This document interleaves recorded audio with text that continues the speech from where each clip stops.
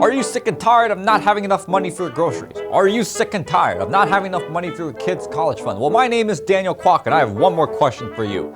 Are you sick and tired of the media lying to you about everything, especially inflation? Because, well, I sure am. Okay, so the finance conversation in 2021 has just been kind of nuts, to say the least. It actually reminds me of the WWE Royal Rumble, which is what I used to watch when I was a kid. And we have the characters in the form of the housing market, the epic rise of NFTs and CryptoPunks, cryptocurrency, period, along with the debt ceiling and so much more. But yet there's still one giant elephant in the room that no one seems to want to talk about. As a matter of fact, on our channel, we posted 4 videos on this very topic this year, and they seem to have gotten the lowest amount of views a video on our channel can get. And of course, we're talking about inflation, which, I mean, it's in the title of the video, it doesn't really take much to figure out. But for some reason, more recently than ever, numerous media outlets have been posting articles and making a case as to why inflation, and sometimes even hyperinflation, is a good thing, and it's actually something that this country may need right now. It's not a good thing. So in this video, we'll be covering a couple of the effects that inflation may have on us moving forward, but most importantly, I want to answer the question, why is the media, especially certain outlets, obsessed with putting a positive spin on inflation all of a sudden? Okay, so in talking about the effects, let's go ahead and first start with point number 1, which is the prices of goods and services continuing to go up. Now, this may seem super obvious, and truth be told, we're already kind of experiencing it. I mean, the local joint where my wife and I get our weekly pho has already upped their prices. But what we may be experiencing could be getting worse, as records are being broken when it comes to the topic of inflation and in its effect on our economy. Because according to the Department of Labor in an article by Fox Business, consumer prices accelerated at a 6.2% year-over-year pace in October, the fastest rise since November 1990. Now we're talking about something that hasn't occurred in over 30 years, but wait, there's more. What the hell? Because in the same article, Peter Schiff, someone who has recently come to our channel and spoke on inflation, also quoted saying that the real inflation rate is well north of 10% and as bad, if not worse, than any year in the 1970s. And well, this is because the way we calculate the consumer price index was actually changed in the 1990s. And as a matter of fact, if we look at the CPI right now, a number that calculates the increases and decreases in terms of what people spend for certain goods and services, well, that number is up 4% year over year. Now at this point, some may say, 4%? That's it? We're just gonna be just fine. Well, maybe we don't have anything to fear at all, but let's take that 4% number and compare it with something that is a larger cost of living, such as rent. So let's say that your rent is $1,000. Let's take that 4% number. It gives us $40 a month. Multiply it by how many months there are in a year, and we get $480, which is roughly $500. And $500 may not seem like a lot, but considering that 63% of Americans don't even have $500 saved up for an emergency, according to Forbes, well, that can be a bit of a problem. Oh, but wait, there's more. What?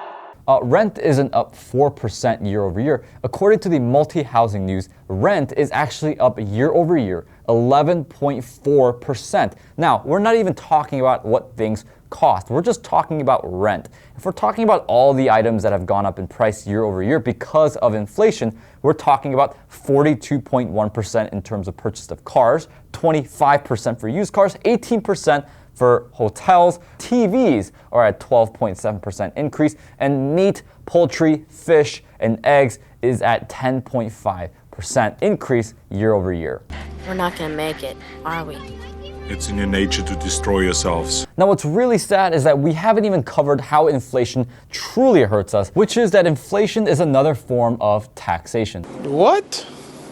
Now I'm gonna keep this very short and use a visual aid by bringing on this stack of cash. Now don't worry, this stack of cash is fake. YouTube doesn't pay us that much. But let's say that you are to receive $500 right there. So there you go, 500 Benjamins, and that is yours right there. Now, if we're talking taxation, this is a scenario where I take one of your $100 bills, therefore leaving you with 400. Now, how do I get more money out of you without actually taking your money? Well, I can do that by simply printing more money, bringing more currency into existence, so therefore putting 5 more $100 bills into the circulation of the economy, therefore weakening the value of your existing $400. Now, it doesn't take a brain scientist to understand that it's basic supply and demand. The more you have of something, the less valuable it is. The truth of the matter is we have trillions and trillions of grains of sand in the world. And because of it, it's not as valuable as something like gold, where there's a lot less of it and much more visually appealing, might I add, than sand is. Now, if you want a better breakdown of how inflation works, go ahead and check out our other videos we posted this year that didn't get as much views. Okay, so we know right now at least that inflation isn't doing us, the American people, any good.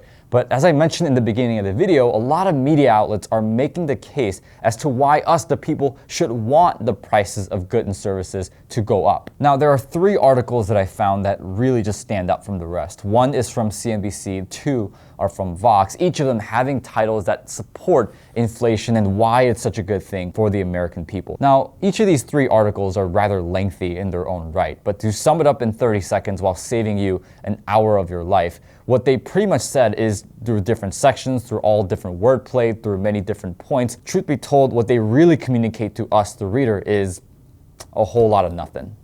What you just said is one of the most insanely idiotic things I have ever heard. Now, all 3 start out with a multi-page summary, pretty much summarizing what's been happening the last 18 months with inflation, the debt ceiling, yada, yada, yada. But another common thing that they had is they all blamed the pandemic for what's happening with inflation and how high it is, which, by the way, I don't really think there's much of an argument there, considering that all the pandemic did was accelerate what was already existing in the economy, not necessarily create that many new problems. And I also think we're at the point now where we just can't keep blaming the pandemic for every single one of our problems. I mean, I literally know a girl who dumped her boyfriend last month for pandemic-related reasons. And lastly, they pretty much just made a bunch of comparisons to the high inflationary markets of 1970s, pretty much having the Fed and the government both saying the same things, which is, hey, we learned from the mistakes and we're never gonna let it happen again. And I'm sitting here wondering, I wonder when's the last time they said that?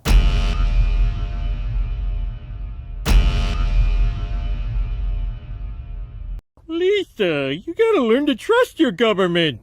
That's what I do. Now, all this said brings us to our original question, which is, why is the media, particularly certain outlets, lying to us pretty much about inflation and trying to make it a good thing, trying to spin it off as something that the American public needs right now? And well, that answer can be found in an article written by The Guardian. And according to the article, Joe Biden's approval rating has plummeted over the last few months recently. And the main catalyst for that, apparently, it's the concerns of inflation and how high it's gotten and how out of control it's currently getting. And out of all the things, the stuff that he's done with Afghanistan, the economy, inflation just seems to be the primary thing that people are concerned with. Therefore, it's plummeted his approval ratings. Now, if inflation is the thing that's tarnishing his current presidency, then why not just make it a good thing, right? I mean, that's like saying, hey, I'm gonna bully you, but it's a good thing because I'm making you mentally stronger. Or like, hey, I'm gonna rob you, but that's a good thing because now you're gonna have a moral and historical journey on how to get all that stuff back. Okay, so with that said,